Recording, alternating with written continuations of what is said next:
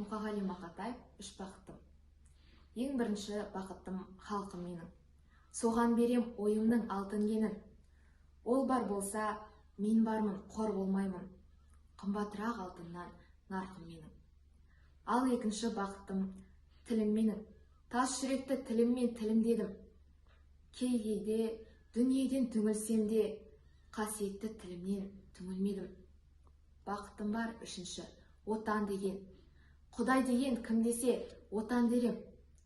Оты сөнген жалғанда жан барсың ба, ойланбай-ақ келдағы оталменен. Түтін түтет, өрбі көгере бер, немерелер көбейсін шөберелер. Жадыңды ұста, жақсылық күтпегейсің, от емес оқсырасың менен егер. Үш бірдей бақытым бар алақанда, мені мұндай бақытты жаратар ма? Үш күн нұрын төгеді аспанымнан, Атырау, Алтай, Арқа, Алатауға.